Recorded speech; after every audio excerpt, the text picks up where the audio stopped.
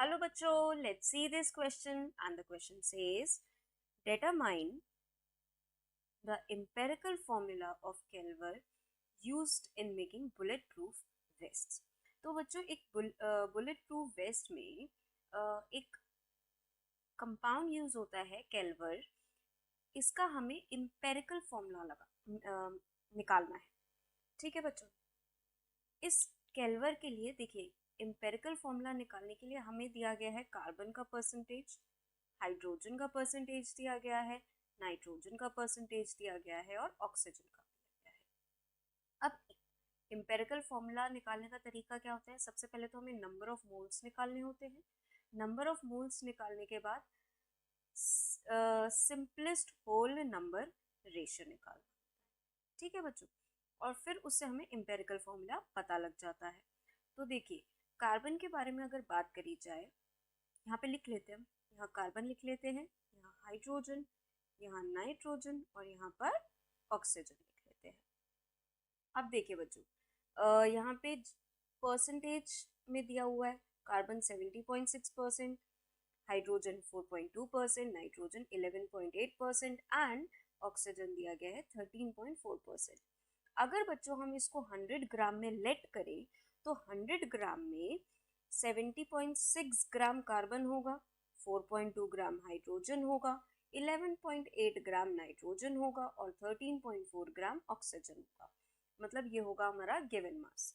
तो हम यहाँ से एन यानी कि नंबर ऑफ मोल्स निकाल लेते हैं, और नंबर ऑफ मोल्स का फॉर्मूला क्या होता है बच्चों? Given mass by molar mass. तो कार्बन का गिवन मास क्या है? 70.6। मोलर मास क्या होता है कार्बन का? 12। हाइड्रोजन का क्या है गिवन मास? 4.2 और मोलर मास क्या है? 1। गिवन मास नाइट्रोजन का 11.8 डिवाइडेड बाय 14 और ऑक्सीजन का गिवन मास है 13.4 और मोलर मास क्या होता है? 16। यहाँ से नंबर ऑफ मोल्स कार्बन के लिए क्या निकल के आया?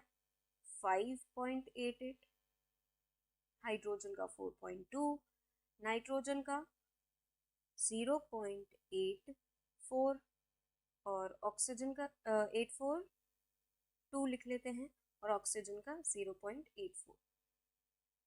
मतलब कि नाइट्रोजन का 0.002 नाइट्रोजन से ज़्यादा है, तो 84 भी लिखेंगे तो चलेगा। ठीक है, यहाँ पे इसको क्लियरली लिख लेते हैं फिर से। नाइट्रोजन और ऑक्सीजन दोनों का ही 0.84। ये तो आ गया नंबर ऑफ मोल्स। अब इसको सिंपलेस्ट होल नंबर रेशियो में कन्वर्ट करना है, तो इनमें से जो सबसे छोटा नंबर है दैट इज 0.84, तो सभी के नंबर ऑफ मोल्स को 0.84 से डिवाइड कर देते हैं। तो यहाँ आया divide by 0.84 divided by 0.84 divided by 0.84 and 0.84। यहाँ से बच्चों सिंपलेस्ट होल नंबर रेशियो जो निकल कर आ रहा है वो कुछ इस तरीके से बच्चों, ये आया डिवाइड करके 7, ये आया 5, 1 एंड 1। इसका मतलब कि ये जो कंपाउंड है इसमें 7 एटम्स तो कार्बन के प्रेजेंट होंगे, 5 हाइड्रोजन के और 1 नाइट्रोजन और 1 ऑक्सीजन का। तो ये एम्पेरिकल फॉर्मूला कौन से ऑप्शन में है? C7। C7 सब में है, H5 2 में है, N और O नहीं, H5 3 में है, ये वाला तो नहीं है, N 1 तो ये वाला नहीं होगा और O भी 1।